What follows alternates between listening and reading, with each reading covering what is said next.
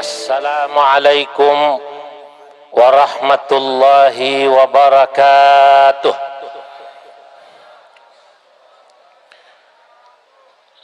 Alhamdulillah Rabbil alamin. Wa sallallahu wa sallam ala sayyidina Muhammadin wa ala alihi wa ashabihi wa man tabi'ahum bi ihsan ila yaumiddin, amma ba'du.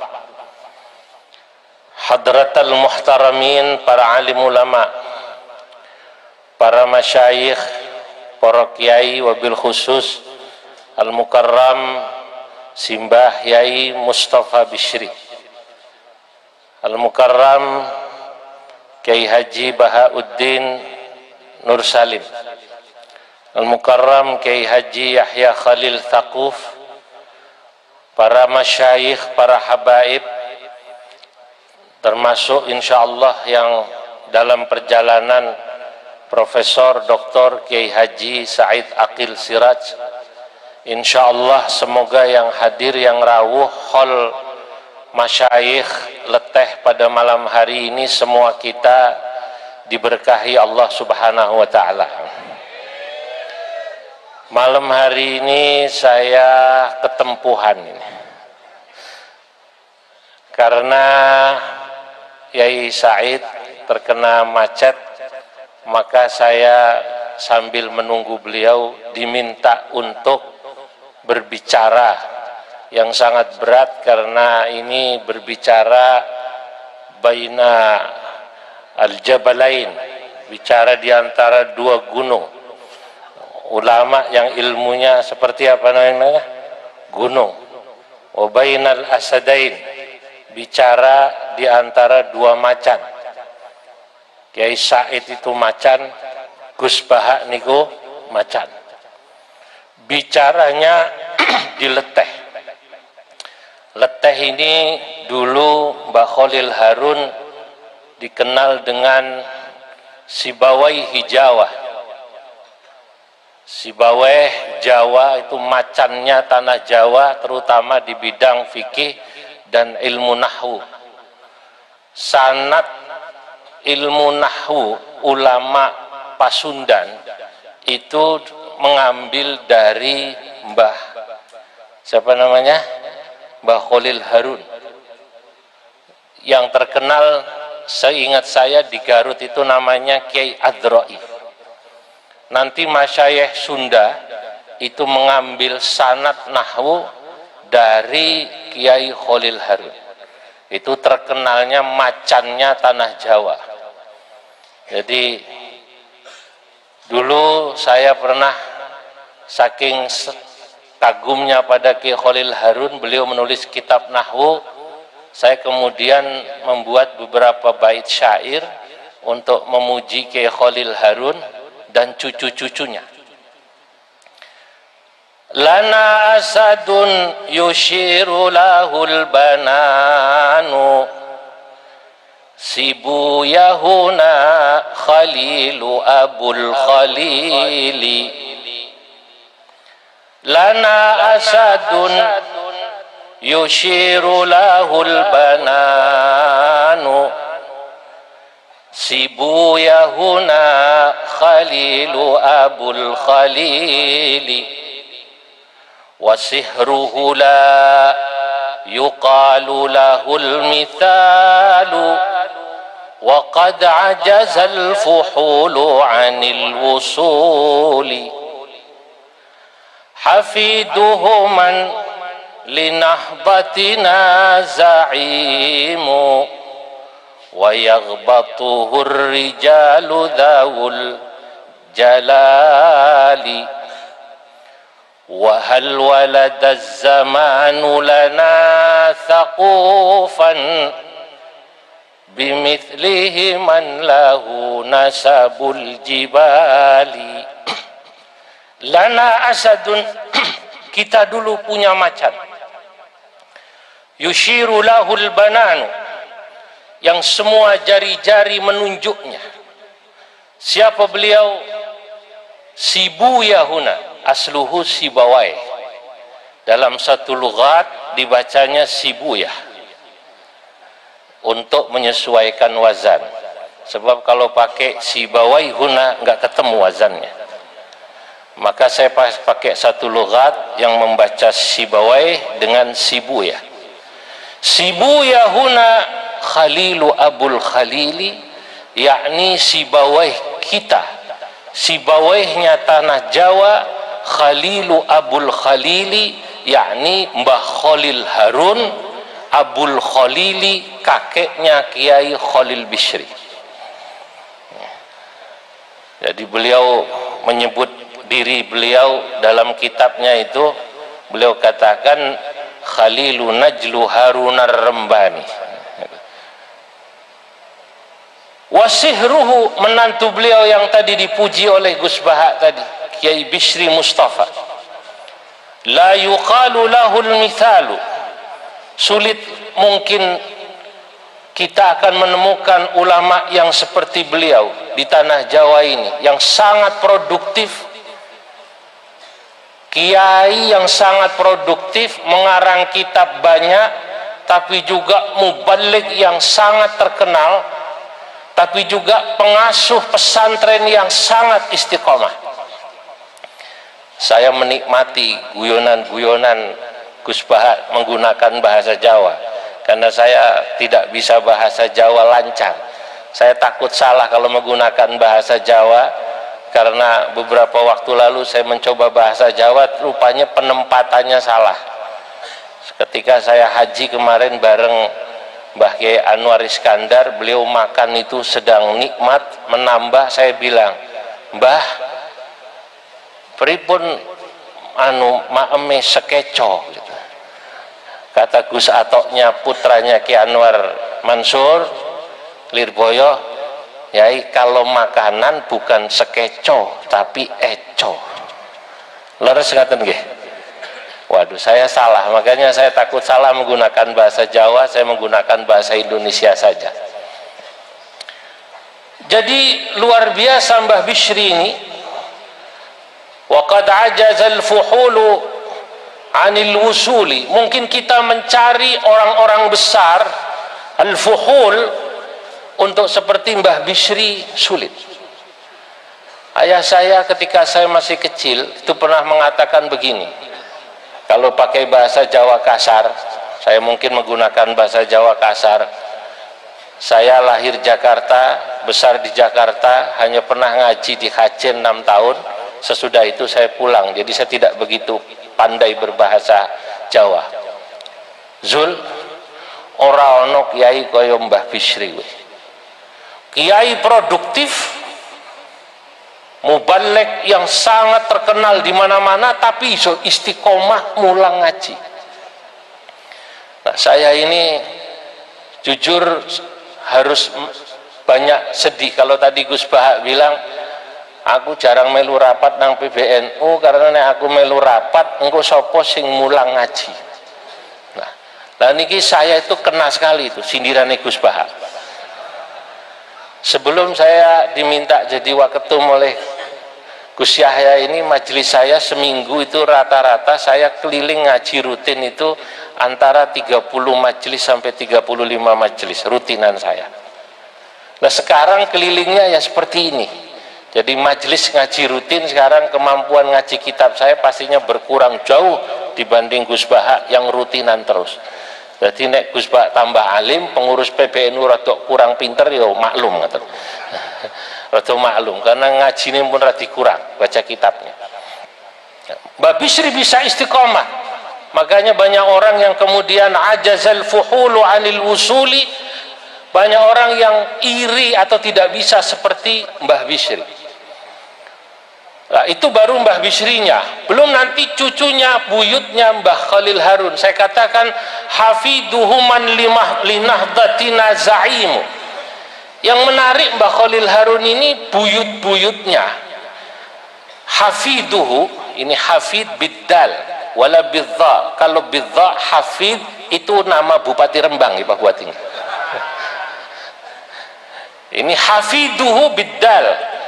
Buyut-buyutnya Mbah Khalil Harun, man linahdatina zaimu, orang yang di Nahdlatul Ulama rata-rata jadi pemimpin, keturunannya Mbah Khalil Harun. Mohonlah jenengan tingali pirsani. Masya Allah, dari zaman Allah yarham Mbah Bishri Mustafa, dari zaman Mbah Khalil Bishri, sekarang Mustasyar PBNU, beliau Ki Mustafa Bishri, pernah menjadi Wakil Rais Am, menjadi PJS Rais Am, sekarang Mustasyar, belum lagi buyutnya Gus Yahya Ketua Umum, kemudian juga adiknya Ketua Ansor. Ini jarang, ini jarang. Saya itu berpikir ini rahasianya apa Mbah Khalil Harun itu. Lah oleh karenanya, karena Mbah Khalil Harun punya buyut semacam ini, termasuk Khatib Am ini kan cucunya beliau, Kiai Said Asrori. Saya katakan makanya hafiduhu man linahdatina za'imu wa yaghbatuhu rijalu dzawul jalali. Akhirnya banyak orang-orang besar yang ghibtah. Ghibtah niku sanes beda dengan hasud. Kalau hasud itu iri dalam konotasi negatif, tapi kalau ghibtah iri dalam konotasi positif.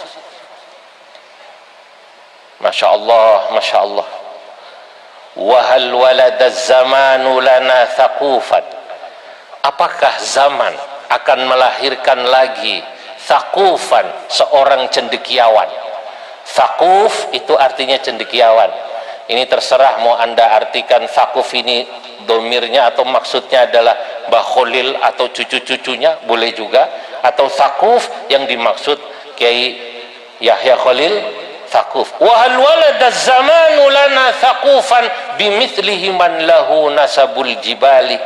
Apakah zaman akan melahirkan cendekiawan seperti beliau? Bimithlihi man lahu nasabul jibali, yang memiliki nasab seperti gunung.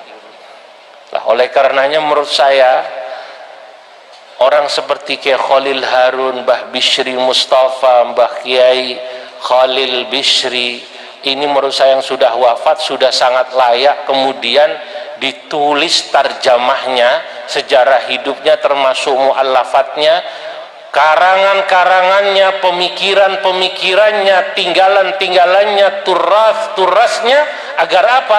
Agar ajarannya kita bisa ikuti, agar semangat ngajinya kita bisa ikuti.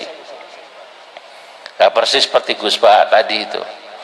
Saya masih ingat Gus Bahak pernah bertanya pada saya saat ketemu pada saat khol Mbah Hamid Pasuruan. Saya memberitahu, saya menulis tentang Mbah Buyut kami di Banten, kakak dari kakek kami Syekh Nawawi Al-Bantani. Syekh Nawawi niku Muhammad Nawawi bin Umar. Niku putra pertamanya Syekh Umar Al-Bantani. Buyut saya namanya dan juga buyutnya Ki Ma'ruf Amin, karena Pak Ki Ma'ruf itu kakaknya ibu saya, jadi saya sama nasabnya ke sana. Saya punya kakek namanya Abdullah bin Umar. Abdullah bin Umar niku adiknya Syekh Nawawi. Abdullah bin Umar ini ngaji sama Syekh Nawawi di Mekah 16 tahun.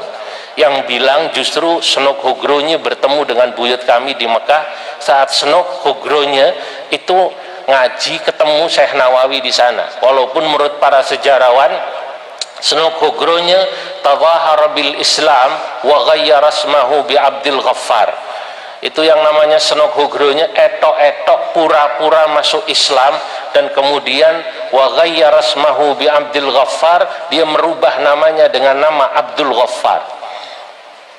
Nah, yang menarik Senok Hugronya selain bertemu Syekh Nawawi, bertemu Mbah Buyut saya di Mekah, karena Senok menulis satu kitab antropologi yang luar biasa, menjadi rujukan para sejarawan, karena belum pernah ada seorang antropolog menggambarkan betapa detilnya Mekah pada zaman itu. Nama kitabnya Safahat min Tarikh Makkah. Niku yang namanya Senok bisa menggambarkan bagaimana orang Jawa atau koloni Jawa di Mekah itu paling banyak yang ngaji di Masjidil Haram. Kalau di Mekah itu dulu ada 5.000 santri, maka orang Jawa itu kurang lebih 2.500 santri yang ada di sana. Ini Senok ketemu Mbah Buyut pula, ketemu Syekh Nawawi, bahkan kemudian Senok menulis secara khusus bilang adiknya yang bernama Abdullah ngaji sama kakaknya Syekh Nawawi selama 16 tahun di Mekah. Karena adiknya lah kemudian Syekh Nawawi mengarang kitab Ats-Tsimarul Yani'ah 'ala Riyadil Badi'ah. Nu sing ngaten iki sing nulis nu malah siapa? Senok Hugrunya. Makanya dalam kitab Tuhfatul Qasi wad Dani yang saya tulis, saya katakan walam akun mimma syara'tu budda min katibin mustashriqil Holanda. Walam akun mimma syara'tu budda. Saya harus jujur berhutang ketika saya menulis kitab ini. Dari siapa? Min katibin au min bahithin mustashriqil Holanda, dari seorang orientalis Belanda yang bernama Christian Snoek Hugruny. Fa innahu asarahu wa akramah wa sakinun bi Makkah nisfa sanah. Karena Snoek Hugruny pernah muasarah sezaman ngaji sama Syekh Nawawi setengah tahun. Nah, ditulis ini. Lah, kenapa kita perlu menulis? Gus Bahak bertanya pada saya, kenapa saya menulis tentang Syekh Nawawi? Ya saya bilang iki mbahku Gus, jadi tak tulis. Aku gak bakalan nulis mbah sampean. Mbah sampean tulis sendiri kan gitu ya. Ini mbah. Kenapa harus saya tulis? Karena cucu-cucu itu perlu tahu tentang apa yang dilakukan oleh mbah-mbah zaman dulu. Ajaran kebesaran itu tidak cukup hanya sekedar diceritakan, tapi juga kemudian dipahami seperti apa. Saya ingat ucapan Imam Asy-Syafi'i ketika beliau mengomentari gurunya yang bernama Imam Al-Laits yang tinggal di Mesir. Imam Asy-Syafi'i mengatakan Al-Laitsu afqahu min Malik ghaira anna talamidahu lam yaqumu bihi. Imam Laits itu sesungguhnya lebih alim daripada Imam Malik menurut saya, yang bilang Imam Syafi'i. Imam Syafi'i orang alim. Ketika beliau bisa menggambarkan bagaimana pandangan Imam Laits dan juga bagaimana Imam Malik, saya percaya karena Imam Syafi'i orang alim. Tapi sayang, kata Imam Syafi'i, ghaira anna talamidahu lam yaqumu bihi, sayangnya murid-muridnya Imam Laits tidak menulis dan tidak mengajarkan ajarannya Imam Laits, sehingga kemudian tidak ada dikenal dalam sejarah fikih Islam madhab Laits dan ashabul Laits, tidak ada. Tapi Imam 4, Imam Abu Hanifah, Imam Malik bin Anas, kemudian juga Imam Syafi'i, Imam Ahmad bin Hambal, semua muridnya melanjutkan menulis apa yang diajarkan oleh gurunya, sehingga madhab Imam 4 ini, pandangan-pandangan Imam 4 ini sampai sekarang masih ada.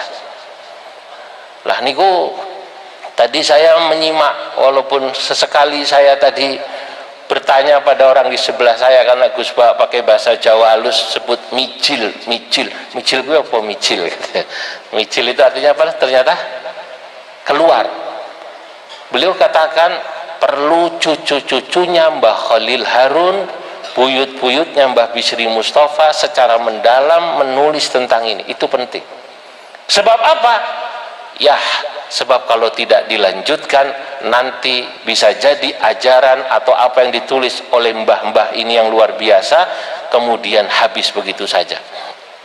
Imam Abu Hanifah niku top murid-muridnya yang nulis. Beliau punya murid namanya Muhammad ibn al-Hasan. Niku muridnya Imam Abu Hanifah sampai khusus ngaji kepada Imam Malik bin Anas di Madinah. Sebaliknya Imam Malik punya murid namanya Asad ibn al-Furat, itu belajar khusus kepada Imam Muhammad ibn al-Hasan. Itu saling kemudian cross.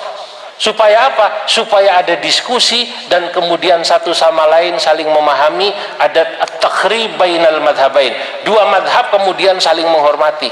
Sebab riyen niku, bapak-bapak, ibu-ibu, itu zaman Imam Abu Hanifah dan Imam Malik niku saling serang niku hebat. Serangannya melebihi pendukung para capres-capres yang sudah dideklarasikan maupun yang belum dideklarasikan. Kalau sekarang kan seperti itu masih sindir-sindiran. Yang satu bilang amin ya rabbal alamin, yang satu sindir-sindiran qabul ya rabbal alamin. Masih baru begitu, kadang-kadang sindir-sindiran. Dulu keras. Saya menemukan niku bagaimana kerasnya pendukungnya Imam Malik niku nyindir Imam Abu Hanifah. Imam Abu Hanifah itu ulama yang mengatakan bahwa wali nikah itu bukan rukun tapi syartul kamal dalam pandangan Imam Abu Hanifah. Niku dikritik sama ulama-ulama madhab Maliki luar biasa. Bahkan kemudian ngeritiknya itu jadi syair. Zaman dulu itu kalau saling mengeritik, kalau bahasa wau niku Gus Bahak kali Gus Ipul kan gasak-gasaan. Gasak-gasaan ini kita semua paham karena pakai bahasa Jawa. Ulama dulu gasak-gasaannya pakai syair. Madhab Malik ulamanya mengeritik madhab Abu Hanifah, apa katanya? Idza dzurra'i khasama fi qiyasin wa jaa'a bi bid'anatin hanatin syarifah atainahum biqaulillahi fiha wa ayatin mubarrizatin syarifah fakam min farji muhsanatin afifah uhilla haramuhu bi Abi Hanifah. Niki nek sing ngaji kiai paham langsung lah. Nah, sing santri mungkin nggak begitu dalam ngajinya dengan manggut-manggut tapi mboten paham kan. Mungkin nek diterjemahno jeru Pak. Idza dzurra'i khasama fi qiyasin, kalau ahli ra'yu, karena madhab Abu Hanifah itu terkenal kuat menggunakan logikanya. Khasama fi qiyasin, mengajak berdebat tentang qiyas. Wa jaa'a bi bid'atin hanatin sakhifah, lalu dia membawa pandangan yang di situ mengandung bid'ah yang sangat rentan. Kata ulama madhab Maliki, atainahum biqaulillahi fiha, kami akan lawan madhabnya Abu Hanifah dengan apa? Dengan mendatangkan firman Allah wa ayatin mubarrizatin syarifah, dan juga kami akan jelaskan wa atharin mubarrizatin syarifah, akan saya bawakan ayate opo dalile hadise opo. Niku madhab Maliki niku bilang iki lho ayate kenapa kok wali niku rukun nikah, bukan syarat kesempurnaan, terutama buat rondo. Fakam min farji muhsanatin afifah, karena betapa banyak farji wanita yang mestinya kemudian dijaga. Kenapa? Uhilla haramuhu bi Abi Hanifah, kemudian menjadi halal yang padahal mestinya haram gara-gara pandangannya Imam Abu Hanifah. Masya Allah, Imam Abu Hanifah dituding menghalalkan farjinya perempuan yang mestinya belum sah untuk nopo dinikah. Tapi saudara-saudara hadirin para rawuh, dialog ulama ini menarik ya. Menarik kenapa? Karena ketika yang satu kemudian mendebat yang satu jawab. Madhab Abu Hanifah jawab, karena ashabnya terus menulis tentang pandangan gurunya tadi. Tidak seperti madhabnya Imam Lais yang tidak ada yang menulis. Kata santrinya Abu Hanifah jawab, idza mannasu yauman qayasuna bi abidatin minal futya tarifah atainahum bi miqyasin sahihin tiladin min tirazi Abi Hanifah. Dibalas oleh santrinya Imam Abu Hanifah, beliau katakan, kalau ada orang kok mengajak debat mempertanyakan pandangannya Imam Abu Hanifah. Maksudnya sinten? Maksudnya tadi madhab Malik, santrinya Imam Malik yang menyerang Imam Abu Hanifah. Kata santrinya Imam Abu Hanifah, mereka kemudian menyerang kami, kami akan ajarkan mereka bagaimana cara menggunakan kias yang kuat. Atainahum bimiqyasin sahihin tiladin min tirazi Abi Hanifah. Ini tak ulang caranya nganggo kias. Masya Allah. Kalau niki membaca semacam ini, itu hanya melihat sebegitu hebat para ulama dulu itu mengkader para santrinya. Maka sesungguhnya kita semua yang hadir di sini, baik santri leteh yang masih mukim maupun alumni yang sudah di rumah, sesungguhnya kita semua ini adalah al-kawadir. Al-kawadir niku jamaknya kader. Kader niku napa? Jamaknya napa? Al-kawadir niki mun dados mu'arrab niki. Ini awalnya bahasa Inggris jadi bahasa napa? Arab. Sekarang itu lazim bahasa Inggris jadi bahasa Arab.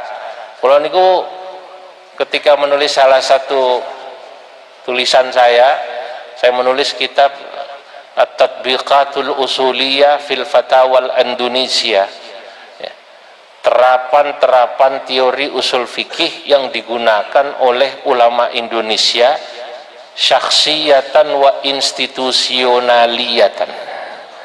Baik ketika ulama Indonesia berfatwa secara pribadi, kados Mbah Sahal itu berfatwa tentang KB, maupun wa institusionaliyatan, maupun ketika berfatwa menggunakan institusi, baik pada saat beliau jadi rais PBNU, bagaimana NU berfatwa, bagaimana MUI berfatwa. Kalau katakan di situ fil bidayah aslu hadzal kitab maddah idhafiyah lit ta'limir rutini. Ini kitab awalnya adalah materi tambahan lit ta'limir rutini, untuk pengajian rutin. Ala kitab kifayatil akhyar, awalnya ini materi tambahan ngaji kitab kifayatul akhyar lil muwazzaf al ma'dzuni syar'i, buat pegawai KUA. Pegawai KUA niku bahasa Arabe al muwazzaf al ma'dzuni syar'i, niku bahasa Arabe. Nembuh pakai KUA sing nang kene janjane paham apa enggak bahasa Arab ini niku al muwazzaf al ma'dzunis syar'i. Lah, kita yang hadir ini kawadir, kader-kadernya Mbah Khalil Harun, kader-kadernya Mbah Bisri Mustafa, kader-kadernya Kiai Khalil Bisri, melanjutkan pemikiran beliau, ajaran beliau agar tidak habis seperti habisnya ajarannya Imam Laits, karena Imam Laits tidak punya santri yang melanjutkan. Itu kata sinten? Imam Syafi'i, al-Laitsu afqahu min Malik ghaira anna talamidahu lam yaqumu bihi.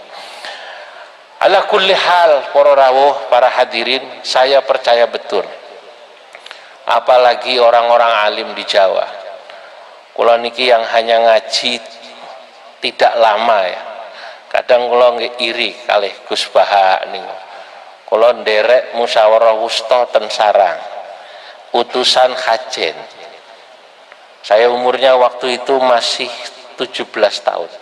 Gus Baha niku raise niku. Saya lihat beliau yang mimpin. Memang Gus Baha dari dulu begitu, saya sudah tahu. Jadi moderator dari Lirboyo mengeluarkan ibarat, Gus, saya mau bicara. Dalilnya dari kitab Kanzur Raghibin, baru dibaca sebentar oleh Gus Baha langsung dipenggak. Wes harus sama terus, no, aku sapa lucu nih, sapa. Jadi saya ngelihat Gus Baha gini itu saya nggak heran, itu dari zaman dulu udah begitu. Wes sapa tak waco ya. Tapi saya iri seperti beliau-beliau ini, masya Allah ngajinya lama nih. Iri pula.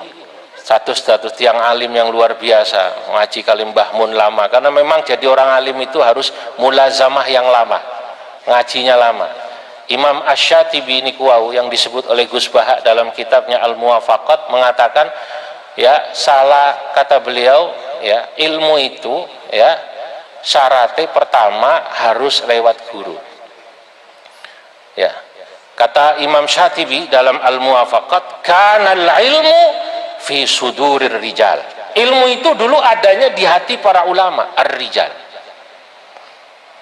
Karena pada masa awal orang ngaji itu semua diimla, nggak ada yang kemudian pakai kitab, semua mengandalkan dobit apalan.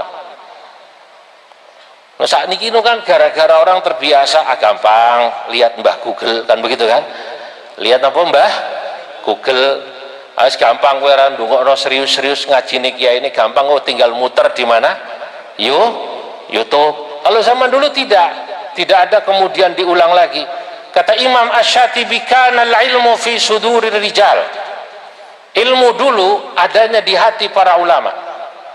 Murid mendengarkan serius.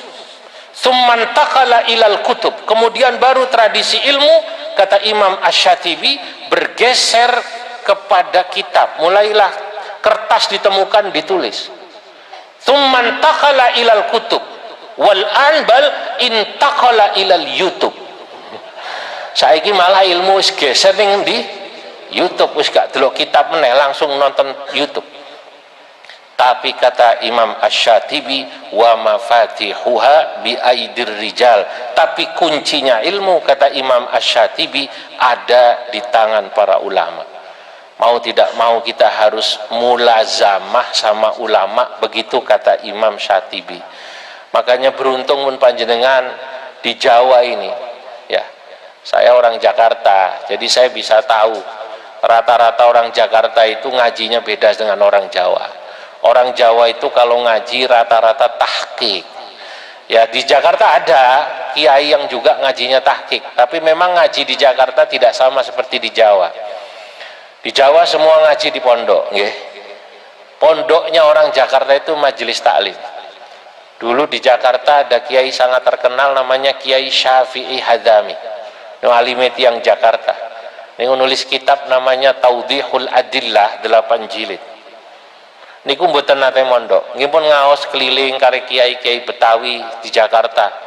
Ya, dan tidak diartikan utawi iki iku. Ya, misalnya al-kalamu huwal lafdzul murakkabul mufid. Niku diartikannya pakai bahasa Indonesia saja. Al-kalamu bermula kalam huwal lafdzul murakkabul mufidu. Tapi mereka kemudian belajar nahwu shorof ya begitu saja, pakai menggunakan dobit. Tapi karena ngaji niku dangu, lama mulazamah jadi orang alim. Lah, maka beruntung ya di Jawa yang tradisi ngaji kitabnya masih ada ulama-ulama kayak Mbah Yai Mus niki istiqomah temeriki, Gus Bah yang masih istiqomah. Saya berharap memang kiai-kiai istiqomah seperti beliau ya biarlah tetap istiqomah supaya nanti Jawa terutama yang sangat terkenal kata Senok Hugro-nya pada masa itu di Mekah sebagai satu daerah yang koloninya niku alim-alim. Niku sampai tiang-tiang luar Jawa rien.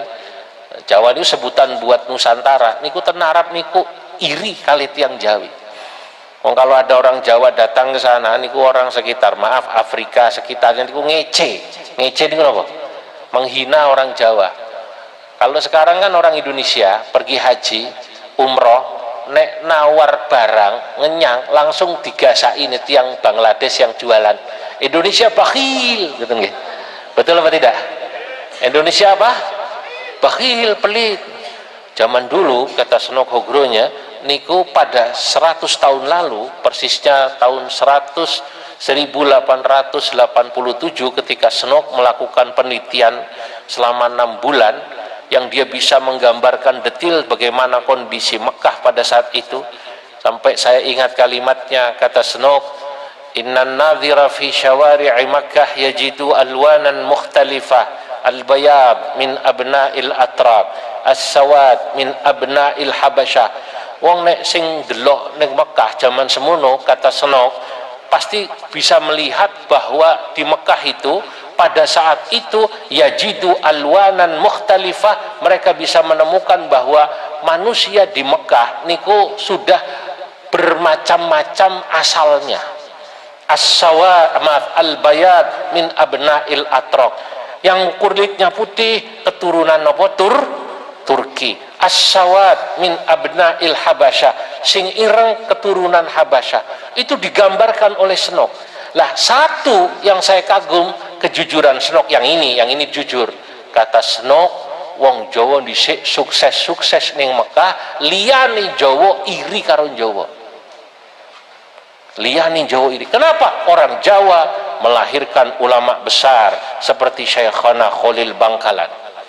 Jawa melahirkan ulama besar seperti guru kita Mbah Khalil Harun Kasingan.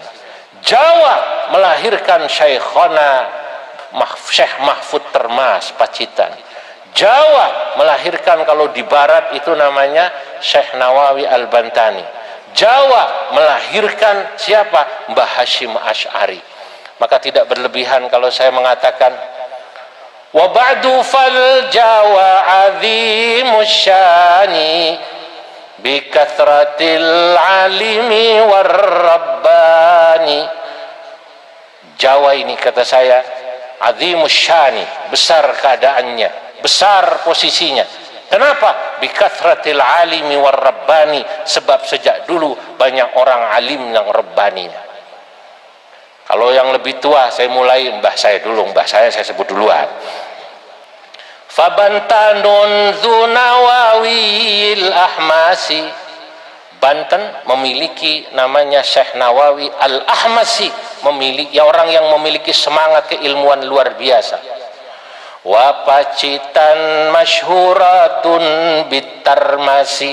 Sementara Pacitan dari Jawa terkenal di sana karena melahirkan seorang alim bernama Syekh Mahfud Termas. Wal Bangkalanu bil Khalili dil athar. Sementara Bangkalan terkenal sebagai ulama asal Jawa di Mekah. Dari mana? Asalnya Bangkalan bil Khalili dil athar, yakni dengan Sayyidina Khalil. Wa Jombangun bi Hashimin qad istahar. Sementara Jombang melahirkan Mbah Hashim Asy'ari. Khaliluna Najlu Harunar Rembani kadza Zubairu walidul Maimuni. Rembang melahirkan Khalilun Najlu Harun, melahirkan Mbah Khalil bin Harun. Kada Zubairu walidul Maimuni, begitu juga Mbah Zubair, ayahnya Kiai Maimun. Idza su'ilta umdatul qurra'iman munawwirun nazilu Jogja fa'laman. Kalau Anda ditanya siapa umdatul qurra, ulama Quran yang menjadi sandaran sanad Quran paling besar di tanah Jawa, Munawwirun, jawablah dia adalah Mbah Sinten Munawwir. Ihsanu jam fasil kadiri syarihun minhaja abidina fina qarihun. Ihsanu jampesin, sementara Mbah Ihsan pun di Jampes, ya, Mbah Ihsan Jampes Al-Jampesi. Syarihun adalah seorang yang mensyarahi Minhajul Abidin, kitab Minhajul Abidin, fina qarihun. Mbah Ihsan Jampes sangat masyhur bagi kita, qarihun, beliau seperti macan. Abdul Karimi sifhu bil muassisi lirboyona ka akbaril majalisi. Mbah Abdul Karim sifhu bil muassisi, sebutlah beliau adalah muassis lirboyona, pondok napa? Lirboyo ka akbaril majalisi, yang sekarang pondok Lirboyo adalah pondok yang boleh dikatakan di antara pondok terbesar yang ada di Nahdlatul Ulama. Tsummal falahu tabtahi tullabahu nahbatuna wa sya'buna akhlaqahu. Kemudian ada yang namanya siapa? Pondok Al-Falah, tabtahi tullabahu, yang sangat kagum kepada murid-murid Al-Falah, nahdatuna, Nahdlatul Ulama, wa sya'buna, dan santri-santri dan rakyat kita akan apa? Akhlaqahu, akan akhlaknya santri Ploso, santri Al-Falah yang terkenal lembut. Kemudian mana lagi? Kalau kita kemudian mau lanjutkan, ini sangat banyak. Ya, saya buat sangat panjang. Saya sebut tentunya Kajen. Tentunya tempat saya mondok saya sebut. Ya. Ya. Abdus Salami jaddu Sahlin fa'rifi. Abdus Salam, Mbah Abdus Salam jaddu Sahlin, kakeknya Mbah siapa? Mbah Sahal. Ini guru kula harus saya sebut ya. Abdus Salami jaddu Sahlin fa'rifi wa Asnawi alimu Qudsin faktafi. Sementara Mbak Asnawi adalah alim-alimnya orang Kudus, faktafi, maka cukuplah kau dengannya. Faidur Rahmani salihun mutarjimun. Ngulon terus ngulon. Ngulon lagi siapa? Faidur Rahman. Ada tafsir yang konon disebut tafsir pertama sebelum Al-Ibris yang ditulis dengan bahasa Jawa, namanya Faidur Rahman. Siapa yang menulis? Solihun, Mbah Soleh Darat. Solihun mutarjimun, Mbah Soleh Darat lah yang menerjemahkan tafsir pakai bahasa Jawa pertama konon ya, sebelum Mbah Bishri dengan Al-Ibrisnya. Beliau tulis Faidur Rahman ya, Faidur Rahmani salihun mutarjimun lil kartini muathirun munsajimun. Tafsir ini ditulis untuk Raden Ajeng siapa? Kartini. Ngulon lagi ngulon. Mana? Cirebon. Muqayyimun syirbunu ma'rufun bihi buntat babakan faminal munabbihi. Kempek gedongan baleran te ba'daha syuyukhu Sunda la takhaf min dzikriha wa adra'i. Ini kalau dilanjutkan kelamaan pun sampai sini saja ya, sampai sini ya. Sampun iki sebentar lagi beliau datang, nanti terlalu dolim saya. Wong saya hanya melanjutkan Gus Baha kok waktunya lebih lama dari Gus Baha. Saya lihat waktu saya lebih banyak dari beliau. Saya cukupkan sampai segini saja. Insyaallah nanti dilanjutkan. Wallahul muwaffiq ila aqwamit thariq. Wassalamualaikum warahmatullahi wabarakatuh.